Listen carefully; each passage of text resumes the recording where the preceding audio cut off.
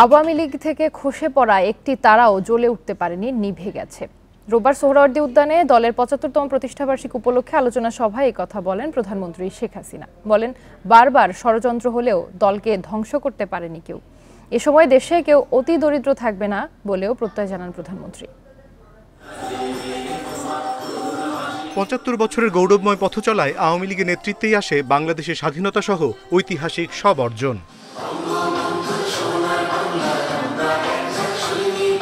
সোহরাওয়ার্দী উদ্যানে আওয়ামী লীগের প্রতিষ্ঠাবার্ষিকী সাংস্কৃতিক আয়োজনে শিল্পীরা তুলে ধরেন আওয়ামী লীগের গৌরবোজ্জ্বল ইতিহাস। এর আগে সমাবেশে যোগ দিয়ে জাতীয় পতাকা ও দলীয় পতাকা উত্তোলন করেন আওয়ামী লীগ সভাপতি প্রধানমন্ত্রী শেখ হাসিনা। শান্তির প্রতীক পায়রা ও রঙিন বেলুন উড়িয়ে উদ্বোধন করেন ৭৫ বছর পূর্তি উৎসবের। জয় বঙ্গবন্ধু। দলের গৌরবময় ইতিহাস ও জাতির পিতা বঙ্গবন্ধু শেখ মুজিবুর রহমান সহ প্রতিষ্ঠাকালীন নেতাদের স্মরণ করেন শেখ হাসিনা, যিনি ৪৩ বছর ধরে আওয়ামী লীগের সভাপতির দায়িত্ব পালন করছেন। নেতাকর্মীদের বঙ্গবন্ধুর আদর্শে উজ্জীবিত হয়ে উন্নত বাংলাদেশ বিনির্মাণে ঐক্যবদ্ধভাবে কাজ করার আহ্বানও জানান সরকার প্রধান। দলের থেকে নিজেকে বড় মনে করে কেউ দল ছেড়ে গিয়ে অন্য দল করেছেন, কেউ দল ছেড়ে চলে গিয়েছেন, কিন্তু তারা ভুল করেছেন। তারা আলোকিত এই আওয়ামী লীগের নেতৃত্বে ছিলেন বলেই এখান থেকে চলে যাওয়ার পর ওই তারা আর জ্বলে নাই, তারা আস্তে আস্তে নিবু কেউ কিছু মিটেই গেছে। শেখ হাসিনা বলেন, বারবার চেষ্টা হলেও কেউ আওয়ামী লীগকে ধ্বংস করতে পারেনি। বারবার আঘাত এসেও এই সংগঠনকে কোনো ক্ষতি করতে পারে নাই। ফিনিক্স পাখির মতো যেমন সেই পুড়িয়ে ফেলার পরেও ভস্ম থেকে জেগে ওঠে, এই আওয়ামী লীগ ঠিক সেইভাবেই জেগে উঠেছে। খুব বেশি দিনের কথা না, ২০০৭ সালেও চেষ্টা করা হয়েছিল আওয়ামী লীগ নিশ্চিহ্ন করে দিয়ে নতুন কিংস পার্টি গড়ে তুলবে, সেটাও সফল করতে পারেনি। তার কারণ আওয়ামী লীগের মূল শক্তি হচ্ছে বাংলাদেশের জনগণ। প্রধানমন্ত্রী আরও জানান, আওয়ামী লীগ ক্ষমতায় আছে বলেই গণতান্ত্রিক ধারা অব্যাহত আছে। প্রতিষ্ঠাবার্ষিকীর অনুষ্ঠানে বিভিন্ন রাজনৈতিক দলের নেতা ও ঢাকায় বিভিন্ন দূতাবাসের কূটনীতিকরা উপস্থিত ছিলেন। ভাষা আন্দোলন থেকে মুক্তিযুদ্ধ বাঙালির সব অর্জনের সঙ্গে মিশে আছে বাংলাদেশ আওয়ামী লীগের নাম। দলটি যখন ৭৫ বছর পূর্তি উদযাপন করছে, তখন আওয়ামী লীগই রাষ্ট্র ক্ষমতায়। প্রধানমন্ত্রী শেখ হাসিনা টানা চতুর্থবারের মতো প্রধানমন্ত্রী হয়ে বাংলাদেশকে স্বপ্ন দেখাচ্ছেন উন্নত, সমৃদ্ধ এবং স্মার্ট বাংলাদেশের। অনিমেষ কর, ইন্ডিপেন্ডেন্ট নিউজ, ঢাকা। নেতাকর্মীদের উৎসাহ উদ্দীপনার মধ্য দিয়ে উদযাপিত হলো দেশের সবচেয়ে বড় দল আওয়ামী লীগের ৭৫তম প্রতিষ্ঠাবার্ষিকী। আগামীর স্মার্ট বাংলাদেশ তৈরি হবে আওয়ামী লীগের হাত ধরেই, এমন প্রত্যাশা নেতাকর্মীদের। দেশের উন্নয়নে আওয়ামী লীগের অবদান স্মরণ করেন অন্যান্য দলের নেতারাও। তাদের প্রত্যাশা, এই দলের নেতৃত্বেই সম্পূর্ণ দুর্নীতিমুক্ত হবে দেশ। আওয়ামী লীগের প্রতিষ্ঠাবার্ষিকী উদযাপনে বিভিন্ন জেলা থেকে ঢাকায় এসেছেন নেতাকর্মীরা। তাদের কণ্ঠে ছিল আনন্দ, উচ্ছ্বাস আর এগিয়ে যাওয়ার প্রত্যয়। নির্বাচন যে ইশতেহার ছিল, সেই ইশতেহার অনুযায়ী সে কাজ করছেন। আগামীতেও আরো বাংলাদেশের অসমাপ্ত কাজগুলো সে করবেন। যেখানে জনসভা হোক, যেখানে নির্বাচন হোক, আমি সারা বাংলাদেশে নৌকা প্রচার করতে চাই জয়ন্তী শেখ হাসিনার উন্নয়ন কাজ দেখে। রোববার সকাল থেকেই নেতাকর্মীরা জড়ো হতে থাকেন ঢাকা বিশ্ববিদ্যালয় এলাকায়। ঢাক ঢোল বাজিয়ে নেচে গিয়ে প্রবেশ করেন ঐতিহাসিক সোহরাওয়ার্দী উদ্যানের সমাবেশ স্থলে। তারা বলছেন, স্মার্ট বাংলাদেশ বিনির্মাণ করবে আওয়ামী লীগই। যারা আওয়ামী লীগের আদর্শে বিশ্বাস করে, তারা ষোলআনা উচ্ছ্বাস নিয়েই কাজ করছে। আগামী দিনে স্মার্ট বাংলাদেশ বিনির্মাণে এই দলই সবচেয়ে বড় ভূমিকা রাখবে। আওয়ামী লীগের ৭৫তম প্রতিষ্ঠাবার্ষিকীর এই আয়োজনে যোগ দিয়ে শুভকামনা জানান অন্যান্য দলের নেতারাও। মুসলিম জনগণ, যারা খেটে খাওয়া মানুষ, তাদের অধিকার আদায়ের সংগ্রামে এবং তাদের জীবনযাত্রাকে সুন্দর করার জন্য তারা বিভিন্ন সময় আন্দোলন করেছে, তাদের পাশে দাঁড়িয়েছে। আমরা ভবিষ্যতে তাদের এই ঐতিহ্য বজায় থাকবে, এটাই আমাদের প্রত্যাশা। বঙ্গবন্ধুর নেতৃত্বে মুক্তিযুদ্ধের সফলতা এবং স্বাধীন জাতিরাষ্ট্র প্রতিষ্ঠা, এই সাফল্য এবং বড় অর্জনটাকে কিভাবে এই মুহূর্তে অর্থবহ করা যায়, সেটাই হচ্ছে চ্যালেঞ্জ। উন্নয়নের পাশাপাশি যে বৈষম্য, দুর্নীতি, অরাজকতা, নৈরাজ্য যেগুলো সৃষ্টি হয়েছে, সেগুলোকে দূর করাই আজকের বুথের প্রধান কাজ। আওয়ামী লীগ সভাপতি প্রধানমন্ত্রী শেখ হাসিনার দিক নির্দেশনায় মাঠ পর্যায়ে সংগঠনকে আরও সুসংহত করার প্রত্যয় ছিল দলের নেতাকর্মীদের কণ্ঠে।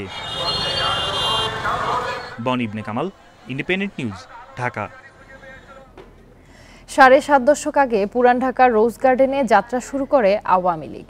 ৭৫ বছর পর রোববার সেখানেই আয়োজন করা হয় এই দলের ৭৫তম প্রতিষ্ঠাবার্ষিকীর সাংস্কৃতিক অনুষ্ঠান। ইতিহাস, ঐতিহ্যের স্মৃতিচারণ আর নাচ গানে এক বর্ণাঢ্য আয়োজন উপভোগ করেন দর্শনার্থীরা।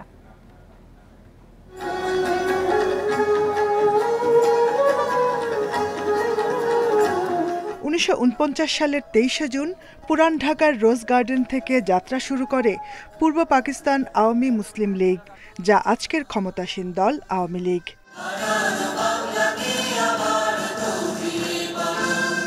প্রতিষ্ঠার সেই দিনটিকে উদযাপন করতে টিকাটুলির রোজ গার্ডেনে আয়োজন করা হয় সাংস্কৃতিক অনুষ্ঠানের। শুরুতেই ছিল স্বাধীন বাংলা বেতার কেন্দ্রের শিল্পীদের পরিবেশনা।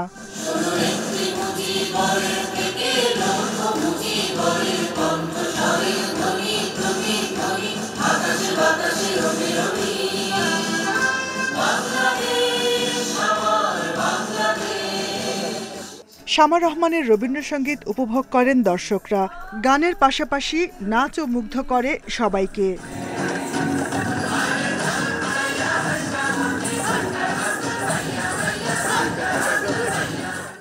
আলো ও শব্দের মোহনীয় পরিবেশনায় তুলে ধরা হয় আওয়ামী লীগের দীর্ঘ গৌরবময় ইতিহাস। এতে উঠে আসে বাংলাদেশ ও বঙ্গবন্ধুর রাজনৈতিক জীবনের নানা পর্ব।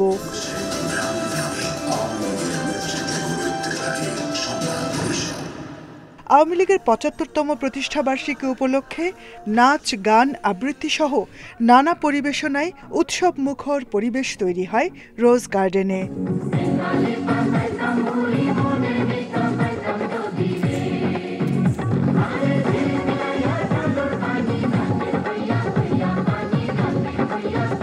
Jahanara Parvin, independent news, Dhaka.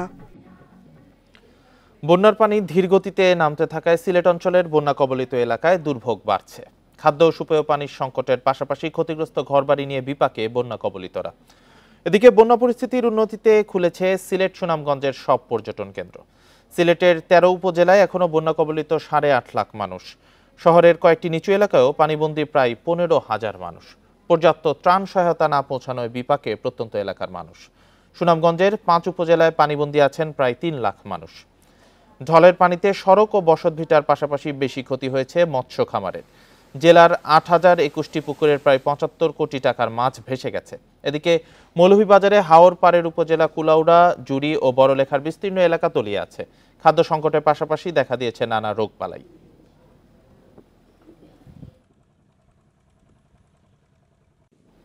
এ বিষয়ে আরো জানাতে সিলেট থেকে যুক্ত হচ্ছেন সহকর্মী রানা মজুমদার। রানা, ধীর গতিতে পানি নামছে, এত ধীর গতিতে পানি নামার কারণটা কি? বন্যার আসলে কতটুকু উন্নতি দেখছেন? আর ত্রাণ তৎপরতা নিয়ে জানতে চাই।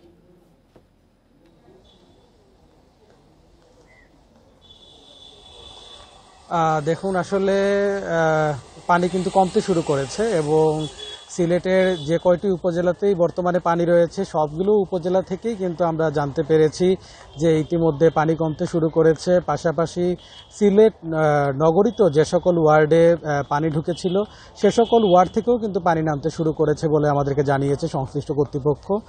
পাশাপাশি তারা বলছেন যারা আশ্রয় কেন্দ্রে আশ্রয় নিয়েছিলেন সে সকল বাসিন্দারাও কিন্তু তারা তাদের বসত বাড়িতে ফিরতে শুরু করেছেন। এবং এই মুহূর্তে সবচেয়ে বড় যে চ্যালেঞ্জটি সেটি হয়েছে যে আসলে যে ধরনের রাস্তাঘাটের ক্ষয়ক্ষতি হয়েছে কিংবা মানুষের কৃষি কিংবা মৎস্য যে ধরনের ক্ষয়ক্ষতি হয়েছে সেগুলো পুষিয়ে নেওয়ার ক্ষেত্রে তারা চিন্তা করছেন যে আসলে কিভাবে সরকারি কিংবা স্থানীয় প্রশাসনের সহযোগিতা পাওয়া যাবে, সেই বিষয়টি নিয়েই মূলত এখন চ্যালেঞ্জ হয়ে দাঁড়িয়েছে। আর পাশাপাশি আরেকটি বিষয় আপনি যেটি বলছিলেন যে আসলে পানি ধীর গতিতে কমার কারণটা কি, এক্ষেত্রে মূলত পানি উন্নয়ন বোর্ড কিংবা সংশ্লিষ্ট কর্তৃপক্ষ যারা রয়েছেন তাদের সঙ্গে আমরা কথা বলেছিলাম। তারা যে বিষয়টি বলছেন যে পানি কিন্তু ধীর গতিতে কমছে, তবে পানি কিন্তু এখন পর্যন্ত সিলেট পয়েন্টে সুরমা নদীর পানি বিপদসীমার নিচ দিয়ে প্রবাহিত হচ্ছে, কিন্তু আরও বেশ কয়েকটি পয়েন্টে এই সুরমা নদীর পানি কিন্তু বিপদসীমার উপরে রয়ে গিয়েছে। পাশাপাশি কুশিয়ারা নদীর পানিও কিন্তু বেশ কয়েকটি পয়েন্টে বিপদসীমার উপর দিয়েই প্রবাহিত হচ্ছে। তো সব কিছু মিলিয়ে আসলে এই যে পানি পানি কমার গতিটা ধীরগতিতেই কমছে, তারা এই সব কারণেই উল্লেখ করেছেন। পাশাপাশি আরেকটি বিষয় উল্লেখ করতে চাই যে গত 24 ঘন্টায় সিলেটে কিন্তু একেবারেই বৃষ্টিপাত হয়নি, যেটি সিলেট আবহাওয়া অফিস থেকে জানানো হয়েছে। মাত্র 6 মিলিমিটার বৃষ্টিপাত কিন্তু গত 24 ঘন্টায় রেকর্ড করা হয়েছে। পাশাপাশি তারা বলছেন যে আগামী দিনগুলোতেও হয়তো বৃষ্টিপাতের পরিমাণটা একটু কমে যেতে পারে। এর বাইরেও আমরা দেখতে পেরেছি যে চেরাপুঞ্জিতেও কিন্তু বৃষ্টিপাতের পরিমাণটা কমে গিয়েছে, সেই কারণে উজান থেকে নেমে আসা ঢলের পরিমাণ কমে যাওয়া, পাশাপাশি বৃষ্টিপাতের পরিমাণ কমে যাওয়া, এসব কারণে মূলত সিলেটে এখন অনেকটাই পানিবন্দী মানুষের সংখ্যা কমতে শুরু করেছে। পাশাপাশি যারা বিভিন্ন আশ্রয় কেন্দ্রে আশ্রয় নিয়েছেন, সে সকল আশ্রয় কেন্দ্রে আশ্রয় নেওয়া মানুষদের জন্য কিন্তু প্রশাসন থেকে প্রতিদিনই আসলে ত্রাণ তৎপরতা চালানো হচ্ছে। তবে প্রত্যন্ত অঞ্চলে যে সকল আশ্রয় কেন্দ্র রয়েছে, সে সকল আশ্রয় কেন্দ্রে যারা অবস্থান করছেন তাদের একটু ত্রাণ পেতে কিন্তু ব্যাক পেতে হচ্ছে বলে আমরা তাদের কাছ থেকে অনেকটাই অভিযোগ পেয়েছি।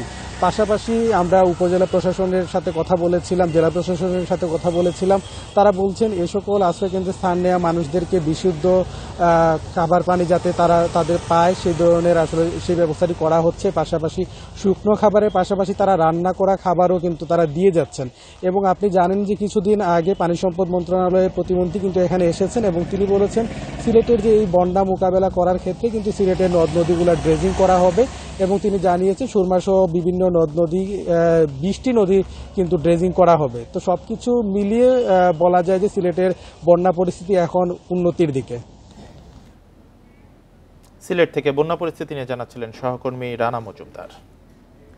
আগামী 48 ঘন্টায় দেশের উত্তরাঞ্চলে কিছুটা বৃষ্টি বাড়বে বলে জানিয়েছে আবহাওয়া অধিদপ্তর। তবে এতে বন্যা পরিস্থিতি ও নদীর পানি বিপদসীমার ওপরে যাওয়ার শঙ্কা নেই বলছে বন্যা পূর্বাভাস ও সতর্কীকরণ কেন্দ্র।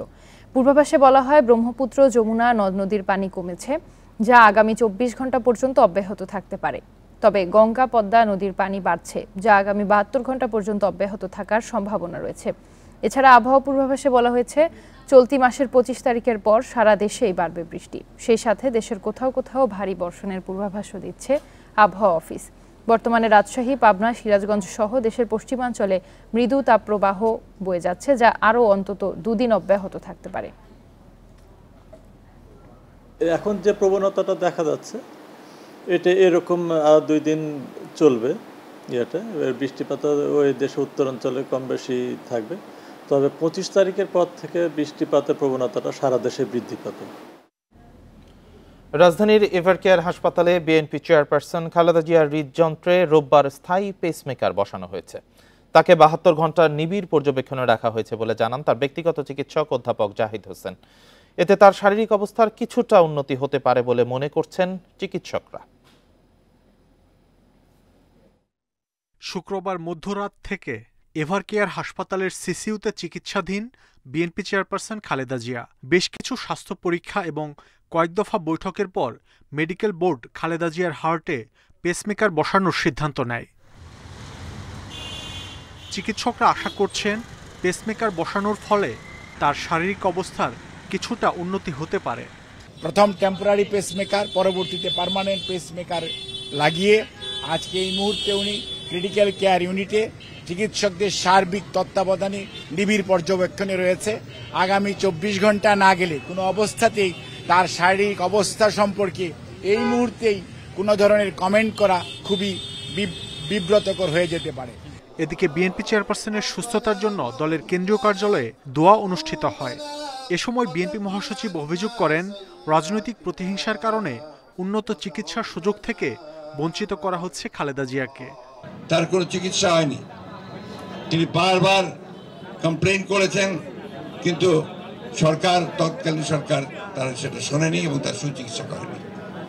পরবর্তীকালে যখন তাকে হাসপাতালে নিয়ে আসা হয়েছে সেখানেও তার কোনো সুচিকিৎসা হয়নি। তবে খালেদা জিয়াকে বিদেশে পাঠাতে নতুন করে আবেদন করা হয়নি বলে জানিয়েছেন আইনমন্ত্রী।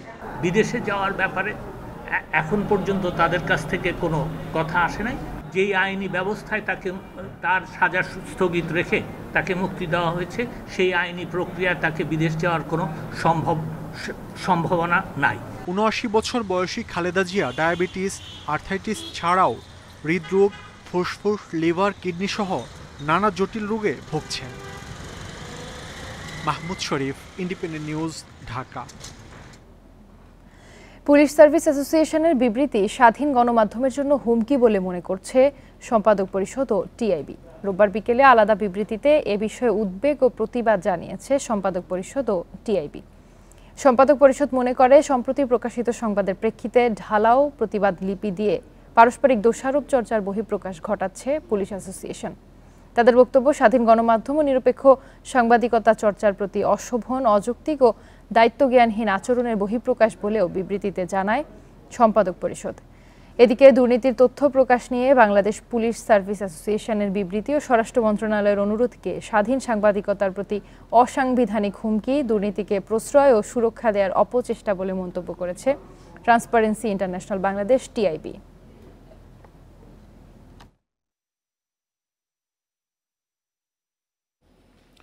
সময় চেয়েও দুদকে হাজির হননি সাবেক আইজিপি বেনজির আহমেদ। উল্টো আত্মপক্ষ সমর্থন করে গত বৃহস্পতিবার দুদকে চিঠি দিয়েছেন। এখন বেনজিরের বিরুদ্ধে আইনি ব্যবস্থা নেওয়া হবে বলে রোববার জানান দুদক সচিব খোরশেদা ইয়াসমিন। খতিয়ে দেখা হবে তার পাঠানো চিঠিটিও। তবে বেনজির আহমেদ দেশে না বিদেশে রয়েছেন তা জানায়নি দুদক।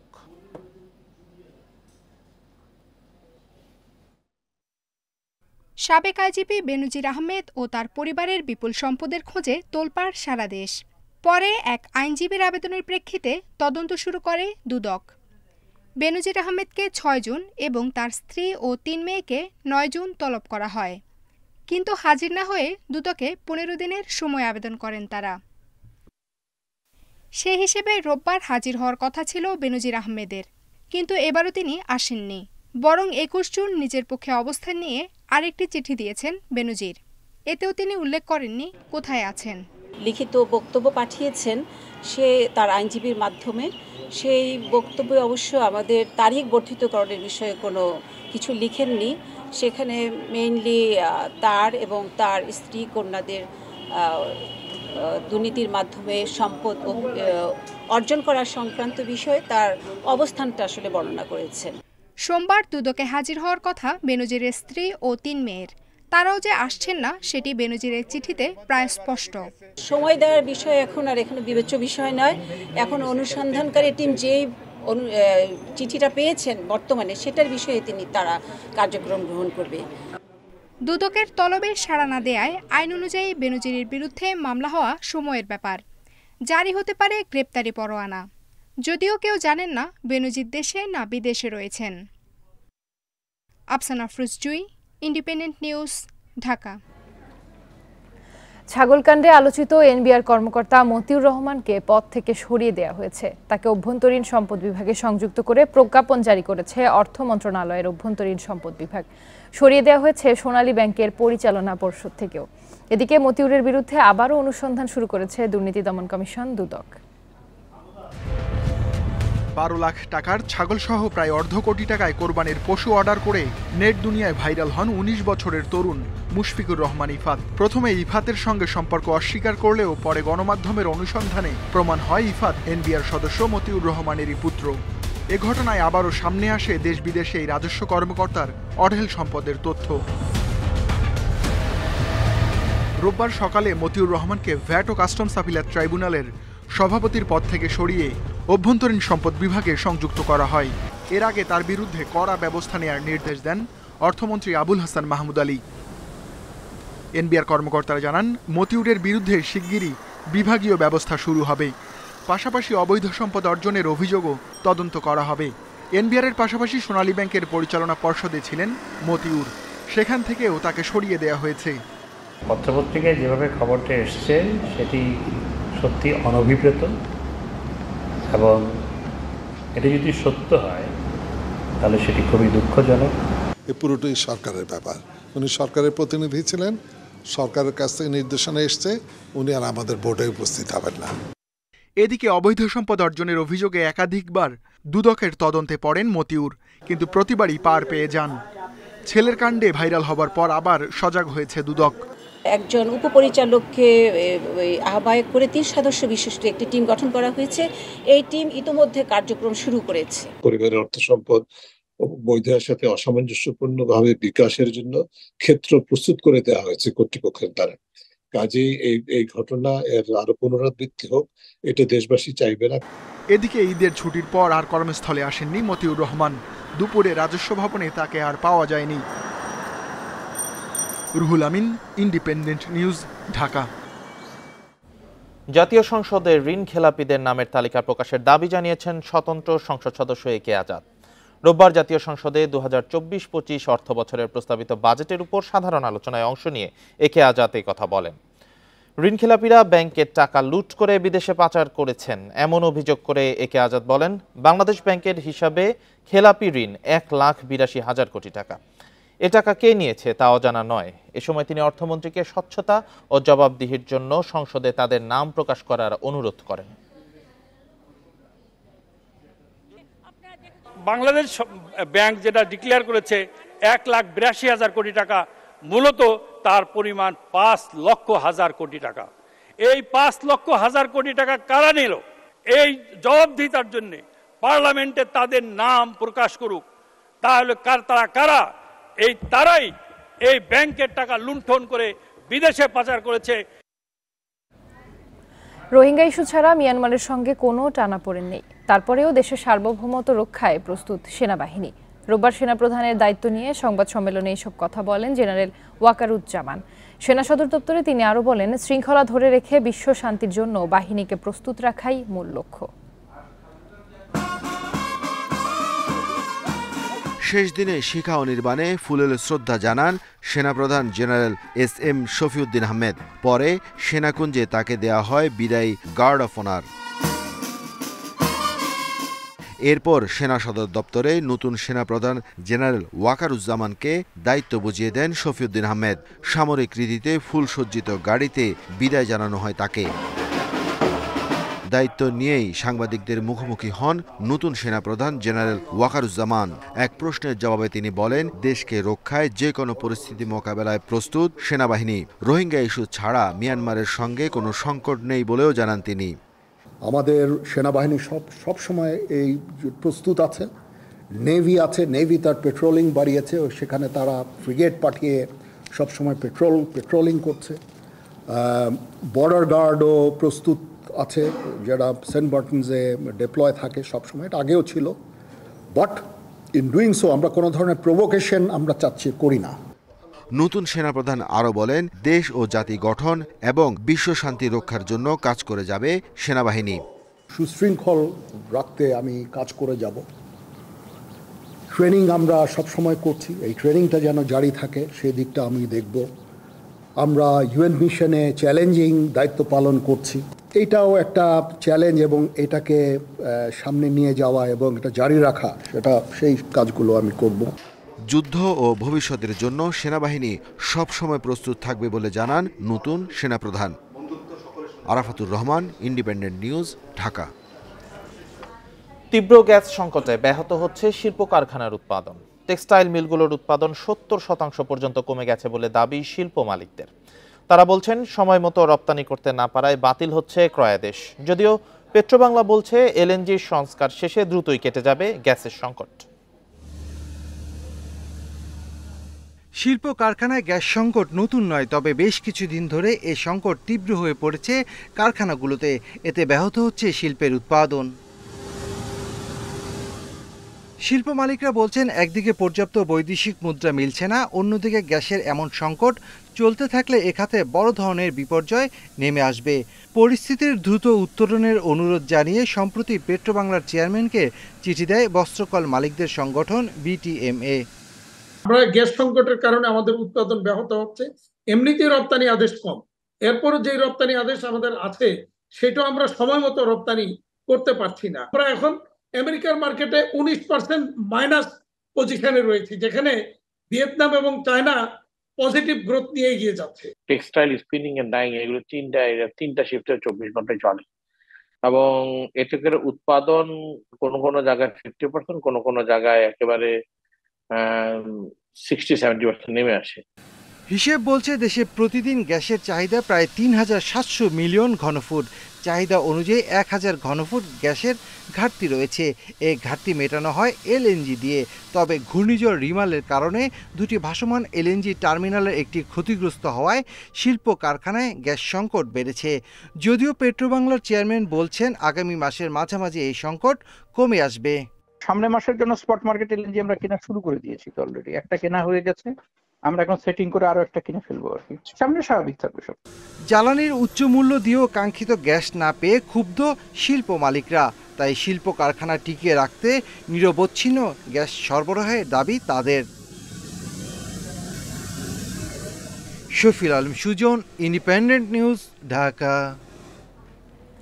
বিদ্যুৎ জ্বালানি খাতে দুর্নীতির কারণে ভোক্তাদের ব্যয় বাড়ছে বলে অভিযোগ করেছেন বিশ্লেষকেরা। রোববার রাজধানীতে বেসরকারি গবেষণা সংস্থা সিপিডি আয়োজিত আলোচনায় বক্তারা বলেন, সরকারের দ্বিমুখী নীতির কারণে ২০২৫ সালে বিদ্যুৎ উন্নয়ন বোর্ডের লোকসান হবে ১৮,০০০ কোটি টাকার বেশি। এতে বেড়ে যাবে বিদ্যুতের দামও। সারা দেশে ৩০,০০০ মেগাওয়াট বিদ্যুৎ উৎপাদনে নিজেদের সক্ষমতার কথা বলছে বিদ্যুৎ বিভাগ। একদিনে সর্বোচ্চ ১৬,৪৭৭ মেগাওয়াট বিদ্যুৎ উৎপাদনের রেকর্ডও রয়েছে দেশে। এমন বাস্তবতায় শিল্প কারখানায় নিরবচ্ছিন্ন বিদ্যুৎ না থাকায় উচ্চ মূল্যে বিকল্প জ্বালানিতে বেড়েছে উৎপাদন খরচ। সিপিডির আলোচনায় ব্যবসায়ীরা অভিযোগ করে বলেন, সরকারের এ খাতে স্বচ্ছতা ও জবাবদিহিতা না থাকায় ক্ষতির মুখে পড়েছেন তারা। আমাদের এখনো 7 থেকে 8 ঘন্টা অ্যাভারেজ ডিজেল চালাতে হচ্ছে। যেসব ক্যাপটিভ যেসব আমরা বিদ্যুৎ উৎপাদন করি, এটা আমাদের জন্য খুব ভেরি কস্ট ইফেক্টিভ হচ্ছে। আলোচনায় জ্বালানি বিশেষজ্ঞরা অভিযোগ করে বলেন, বিদ্যুৎ ও জ্বালানি খাতে একদিকে লুটপাট, অন্যদিকে মূল্য নির্ধারণে ভোক্তার মতামত না নেয়ায় এ বাজেট তাদের কাজে আসবে না। আমরা কনজিউমাররা বলেছি যে আকণ্ঠ নিমজ্জিত হয়ে আছে করাপশনে বিপিসি, তাকে বিআরসিতে তার মূল্যহার নির্ধারণের জন্য তাকে বাধ্য করার জন্য হাইকোর্টে মামলা আমরা করলাম, হাইকোর্ট প্রসিডিংয়ে গেল, তারপরে মূল্যহার নিয়ন্ত্রণ, মূল্যহার পরিবর্তন, আইন পরিবর্তন করে তাকে সুরক্ষা দেওয়া হলো তার করাপশন। রাষ্ট্র এভাবে কি একটা প্রতিষ্ঠানের করাপশনকে সুরক্ষা দিতে পারে? প্রাইসিং এর ক্ষেত্রে রেগুলেটরকে ফিরিয়ে আনতে হবে এবং পুরো ভালোভাবে রেগুলেটরকে শক্তিশালী করতে হবে, গবেষণার এলাকা থাকতে হবে রেগুলেটরের। সিপিডি বলছে, সরকার একদিকে বিদ্যুতে ভর্তুকি দিচ্ছে, অন্যদিকে দাম বাড়াচ্ছে। আবার বিপিসি বছরে লাভ করছে ৩,০০০ কোটি টাকার বেশি। এমন দ্বিমুখী নীতির ফলে ভোগান্তিতে গ্রাহকরা। ফুয়েল সাপ্লাই বাড়ানোর ক্ষেত্রে ডোমেস্টিক গ্যাস এক্সপ্লোরেশনের কোনো বিকল্প নেই এবং সেই জায়গায় এই বিদ্যুৎ খাতে গ্যাস খাতে বাজেট কমানো, ডেভেলপমেন্ট বাজেট কমানো, এটাও আমাদের কাছে বোধগম্য নয়। এই জায়গাটিতে আবার এলএনজিকে গুরুত্ব দিয়ে আমাদের কাছে মনে হয় যে বিদ্যুৎ গ্যাস খাতকে সবসময়ই একটা বৈমাত্রেয় জায়গায় রাখা হচ্ছে, অভ্যন্তরীণ গ্যাস খাতকে। বিদ্যুৎ খাতের বিশেষ বিধান বাতিল করে একটি আধুনিক জ্বালানি নীতিমালা তৈরি করার তাগিদ দেন বক্তারা। তৌহিদ রানা, ইন্ডিপেন্ডেন্ট নিউজ, ঢাকা। এ নিয়ে প্রতিবেদন থাকছে সংবাদের শেষ অংশে। পরবর্তী সংবাদে চলে যাচ্ছি। রংপুরের গঙ্গাচড়ায় তিস্তার উপর নির্মিত শেখ হাসিনা সেতুর অন্তত 5টি স্থানে ফাটল দেখা দিয়েছে। শুক্রবারে ফাটল ধরা পড়ে। কী কারণে সেতুটিতে ফাটল দেখা দিয়েছে তা জানার জন্য এখন অপেক্ষা পরীক্ষা নিরীক্ষার। রংপুরের সঙ্গে লালমনিরহাটে যোগাযোগ সহজ করেছে গঙ্গাচড়ার মহিপুরে তিস্তা নদীর উপর নির্মিত শেখ হাসিনা সেতু। তবে সেই সেতুই এখন পড়ে গেছে ঝুঁকিতে। স্পষ্ট হয়ে উঠেছে ফাটল। 100 বছর মেয়াদের কথা বলা হলেও মাত্র 6 বছরের মাথায় সেতুতে ফাটল দেখা দেয় উদ্বিগ্ন স্থানীয়রা। প্রশ্ন উঠেছে ঠিকাদারের কাজের মান নিয়ে। 6 বছরের মধ্যে এই অবস্থা। আমার যেটা ধারণা, এই ব্রিজ 100 বছর তো দূরের কথা, আমার ধারণা থেকে বলতেছি, আমার মনে হয় না যে আগামী 10 বছরও এই ব্রিজ টিকবে। সেতুটির বর্তমান অবস্থায় সংশ্লিষ্ট সরকারি বিভাগে দায় এড়ানোর সুযোগ নেই বলে মনে করছেন অনেকেই। যারা এই ব্রিজ নির্মাণে ছিল দায়িত্বে, নিশ্চয়ই তার ত্রুটি ছিল। সরকার থেকে হাজার হাজার কোটি টাকা বরাদ্দ দিয়েছে, এখানে গাফিলতি হয়েছে ভাই। সেতুর ফাটল পরীক্ষা নিরীক্ষার কথা জানিয়েছে উপজেলা প্রশাসন।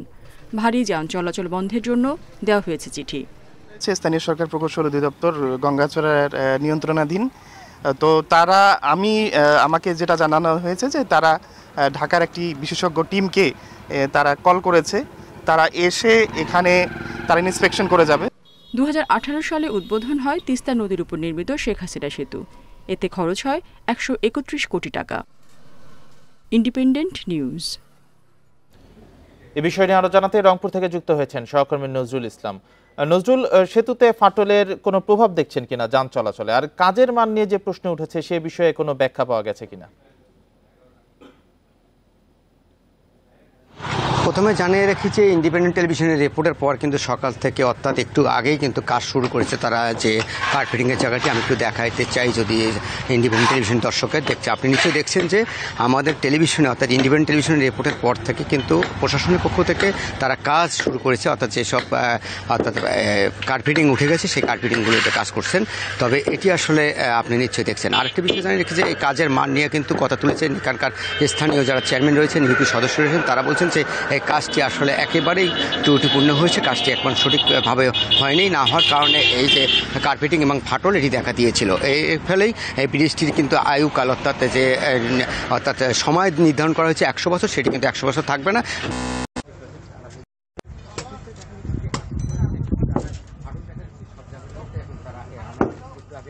জায়গাতে যেসব জায়গাতে কার্পেটিং উঠে গেছে ফাটল দেখা দিচ্ছে সেখানে তারা সংস্কারের কাজ করবেন। তবে এটি কিন্তু আসলে কয়েকদিন ধরে আমরা যখন রিপোর্ট করা শুরু করেছি এবং 4 দিনের পরে কিন্তু আজকে তারা এই কাজের অর্থাৎ কাজ শুরু করেছেন এবং এটি আসলে প্রশাসনের পক্ষ থেকে কাজ শুরু করা হয়েছে। আমরা একটু আগে কিন্তু জেলা প্রশাসনের কথা বলছি, জেলা প্রশাসন বলছে এখনই সেখানে কাজ করতে অর্থাৎ লোকজন যাবেন, সেক্ষেত্রে কিন্তু এই কাজ শুরু হয়ে গেছে অলরেডি, আপনি নিশ্চয়ই দেখছেন। তবে এক সাইড দিয়ে কিন্তু গাড়ি চলাচল করছে, তবে বাকি যে রাস্তাটি রয়েছে সেটি কিন্তু আমরা দেখেছি যে বেশি নিয়ে কিন্তু অর্থাৎ ছোট ছোট যানবাহন চলাচল করছে। এই দিকটিতে কিন্তু এই যাত্রার যারা স্থানীয় লোক রয়েছেন তারা বলছেন যে লালমনি থেকে রংপুরে যে যোগাযোগ বিচ্ছিন্ন হয়ে যাবে, যদি ভেঙে পড়ে কিংবা ভেঙে জায়গাতে আরো বড় ধরনের ফাটল দেখা যায় কিংবা সাথে কেটে যায়, সেক্ষেত্রে কিন্তু তারা বলছেন যে যদি এই ব্রিজটি নষ্ট হয়ে যায় অর্থাৎ 3 ঘন্টার সময় আরো বেশি লেগে যাবে, অর্থাৎ টাউনিয়া যে তিস্তা ব্রিজ রয়েছে সেদিক দিয়ে কিন্তু সেই গাড়িগুলো চলাচল করতে হবে, অর্থাৎ এই রাস্তাতে ঘুরে যেতে হবে। সেক্ষেত্রে কিন্তু এই যে লালমনির সাথে ঢাকার এবং রংপুরের যে যোগাযোগ এটি বিচ্ছিন্ন হয়ে যাবে এবং বন্ধ হয়ে যাবে। সেক্ষেত্রে কিন্তু এই ব্রিজটি এখন যে কাজ শুরু করেছে কাজটা শেষ হয়ে গেলে হয়তো বা আবারও যে বড় ভারী যানবাহন চলাচল চট্টগ্রামে 15 কিলোমিটার এলিভেটেড এক্সপ্রেসওয়েতে 15টি র্যাম্প বসানো হয়েছে। 15 কিলোমিটারে 15টি র্যাম্প বসানো নিয়ে প্রশ্ন তুলেছেন বিশেষজ্ঞরা। বলেন একটি পক্ষকে খুশি করতে এত র্যাম্প বসানো হয়েছে, এতে এলিভেটেড এক্সপ্রেসওয়ের গতি কমবে, যানজটে বাড়বে জনদুর্ভোগ। চট্টগ্রাম শহর থেকে যানজটবিহীন সহজে শাহ আমানত এয়ারপোর্টে যেতে মূলত নির্মাণ করা হয়েছে এলিভেটেড এক্সপ্রেসওয়ে। চট্টগ্রাম নগরীর লালখান বাজার থেকে পতেঙ্গা বঙ্গবন্ধু টানেল পর্যন্ত 15.2 কিলোমিটারের এক্সপ্রেসওয়েতে বসানো হচ্ছে 15টি র্যাম্প। বিশেষজ্ঞরা বলছেন এতে করে গতি কমবে এবং নামা ওঠার জায়গায় উপরে ও নিচে যানজট তৈরি হবে। ফলে এক্সপ্রেসওয়ের সুফল কতটা পাওয়া যাবে সেই প্রশ্ন থেকেই যায়। লেফট টার্নিং যে সমস্ত র্যাম্প আছে সেগুলো দেয়া যায়, রাইট টার্নিং যদি দেয়া হয় তাহলে এতে কিন্তু অ্যাক্সিডেন্টের পাশাপাশি ট্রাফিক জ্যাম বেশি হতে পারে। এলিভেটেড এক্সপ্রেসওয়েতে পতেঙ্গামুখী 8 ও লালখান বাজারমুখী 7টি র্যাম্পের মধ্যে 4টি দিয়ে উঠানামা করা যাবে। কোনো র্যাম্প কারো সুবিধার জন্য করা হচ্ছে কিনা সেটা অনুসন্ধান করার তাগিদ দিলেন বিশেষজ্ঞরা। যদি প্রভাবশালী চাপেও হয়ে থাকে তাহলে সেটা প্রথম দিকের ডিজাইনে রাখা উচিত ছিল। ডিজাইন একবার করার পর বারবার পরিবর্তন করলে কাজের বাধাও আসে, গতি কমে যায়, সবচেয়ে বড় কথা মানুষের যে সুফল সে সুফলটা সঠিক সময়ে পাওয়া যাবে না। তবে কর্তৃপক্ষ বলছেন তারা বিশেষজ্ঞ মতামত নিয়ে সর্বোচ্চ সুফল পেতেই 15টি র্যাম্প বসাচ্ছেন। অবশ্যই আমরা এটা হিসাব নিকাশ করে যথোপযুক্ত স্থানে আমরা র্যাম্পগুলো সেট আপ করেছি এবং র্যাম্পগুলো উঠানামার সময় যেন যানজট না হয়, উপরে ফ্লাইওভারে কিউ না হয়, সেই হিসাব করে লোকেশনগুলো আমরা চিহ্নিত করেছি। এলিভেটেড এক্সপ্রেসওয়ের মূল কাজ শেষ হলেও র্যাম্প বসানোর কাজ চলছে। যান চলাচলের জন্য উন্মুক্ত করে দেওয়ার কয়েকবার সময় নির্ধারণ করেও সেটা সম্ভব হয়নি। আলমগীর সবুজ, ইন্ডিপেন্ডেন্ট নিউজ, চট্টগ্রাম। ময়মনসিংহের নান্দাইলে বাদীপক্ষের হামলা ও হুমকির জেরে 2 মাস ধরে বাড়ি ফিরতে পারছেন না হত্যা মামলার জামিন পাওয়া আসামিরা। বাড়িঘরে হামলা, ভাঙচুর ও লুটপাটের ঘটনায় নিহতের স্বজনদের বিরুদ্ধে 2টি মামলা করেছেন তারা। এসব পাল্টাপাল্টি মামলায় উত্তপ্ত গ্রামের পরিবেশ, অনিশ্চয়তায় শতাধিক পরিবার। পূর্ববিরোধের জেরে গত 21 এপ্রিল হত্যার শিকার হন বনাটি গাঙ্গাইলপাড়া গ্রামের রানা মিয়া। ঘটনার পর হত্যায় জড়িত সন্দেহে প্রতিপক্ষের প্রায় অর্ধশতাধিক ঘরবাড়ি ভাঙচুর ও গবাদি পশু সহ দামি মালামাল লুট করে নিহতের পক্ষ। গত 2 মাসেও স্বাভাবিক হয়নি পরিস্থিতি। হত্যার পর 19 জনের নাম সহ অজ্ঞাত আরও 5 থেকে 6 জনের বিরুদ্ধে মামলা হলে গ্রেপ্তার হয় অনেকে। এদিকে বাড়ি পুরুষশূন্য হওয়ার সুযোগে দফায় দফায় ভাঙচুর, লুটপাটের ঘটনা ঘটেছে।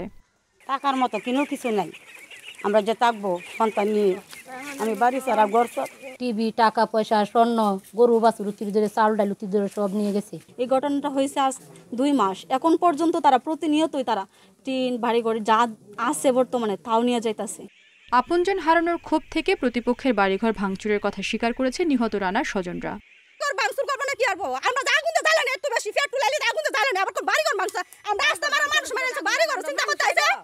এক হত্যার ঘটনাকে কেন্দ্র করে পাল্টাপাল্টি এমন হামলায় অস্থির হয়ে উঠেছে এলাকার পরিস্থিতি, বলছে স্থানীয়রা। মার্ডার হচ্ছে এটা সুষ্ঠু বিচার চাই আমিও, এবং সেই সাথে যারা এই লুটপাট চালাইতেছে এবং বাড়িঘর ভাঙচুর করতেছে তাদেরও বিচার হোক। হত্যা, ভাঙচুর ও লুটপাটের ঘটনায় এ পর্যন্ত মোট 3টি মামলা করেছে 2 বিবদমান পক্ষ। এর মধ্যে ভাঙচুর ও লুটপাটের 2টি মামলায় 84 আসামি জামিন পেয়েছেন। পরিস্থিতি স্বাভাবিক করার চেষ্টা চলছে, জানিয়েছে পুলিশ। 3 জন আসামি গ্রেপ্তার করি, পরবর্তীতে আরও 1 জন গ্রেপ্তার করি, মোট 4 জন। ওইখান থেকে অস্ত্রশস্ত্র আমরা উদ্ধার করি, পরবর্তীতে আমরা হত্যা মামলা নিই। এই ঘটনার প্রেক্ষিতে কয়েকটি ভাঙচুর হয়, পরে ভাঙচুরের সাথে যারা জড়িত তাদেরকে গ্রেপ্তার করি। বনাটি গাঙ্গাইলপাড়া গ্রামে দীর্ঘদিন ধরে মাসুদ মেম্বার গ্রুপ ও সোলেমান গ্রুপের মধ্যে আধিপত্যে দ্বন্দ্ব চলছে। এর জেরেই মাসুদ গ্রুপের সমর্থক রানা মিয়াকে হত্যা করা হয়, অভিযোগ নিহতের স্বজনদের। Independent news. চলতি মৌসুমে লক্ষ্মীপুরে সয়াবিনের বাম্পার ফলন হয়েছে। জমি থেকে সয়াবিন ঘরে তোলায় ব্যস্ত সময় পার করছেন কৃষকেরা। বাজারে সয়াবিনের দাম বিগত বছরের চেয়ে বেশি হয় খুশি কৃষকেরা। এবছর সয়াবিন থেকে প্রায় 400 কোটি টাকা আয় হবে বলে ধারণা করছে কৃষি বিভাগ। মেঘনা নদীর উপকূলীয় জেলা লক্ষ্মীপুরে রামগতি, রায়পুর, কমলগঞ্জ উপজেলায় সবচেয়ে বেশি সয়াবিনের আবাদ হয়। এবার 39,500 হেক্টর জমিতে সয়াবিনের আবাদ হয়েছে, যা গত বছরের চেয়ে 1,500 হেক্টর বেশি। কৃষকরা জানান, উচ্চ ফলনশীল বিভিন্ন জাতের সয়াবিন আবাদে ফলন ভালো হয়েছে, তবে বীজ, সার, ওষুধ এবং শ্রমিক খরচ বেড়ে যাওয়ায় উৎপাদন ব্যয় বেড়েছে।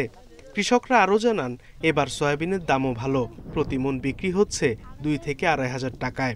সয়াবিনের ফসল এই বছর অনেক ভালো হয়েছে। আমরা বিগত দিনও সয়াবিন এখানে করছি। সোয়াবিন হয়েছে স্যার, সোয়াবিন হয়েছে কানি জমিনে স্যার 50-60 পর্যন্ত যায়। কৃষি বিভাগ বলছে, আবহাওয়া অনুকূলে থাকায় এবছর সয়াবিনের বাম্পার ফলন হয়েছে। আর জেলার সয়াবিন কেনাবেচায় প্রায় 400 কোটি টাকা লেনদেন হবে। কৃষকেরা বলছে গত বছর তারা অনেক বেশি ফলন পাবে। তো আশা করা হচ্ছে এবার আমরা প্রায় 79,280 মেট্রিক টনের টার্গেট নিয়ে আমরা আগাচ্ছি, এবং প্রায় 436 কোটি টাকার বাজার আমার মনে হয় পাবো আমরা ইনশাল্লাহ। চলতি মৌসুমে লক্ষ্যমাত্রা থেকে 5,000 টন বেড়ে লক্ষ্মীপুরে সয়াবিন উৎপাদন হয়েছে 81,000 টন। Independent news. এই ছিল এখনকার সংবাদে। আর ইন্ডিপেন্ডেন্ট টেলিভিশনের সব খবর আরো বিস্তারিত জানতে চোখ রাখুন ফেসবুক, ইউটিউব ও এক্সে। ধন্যবাদ সবাইকে।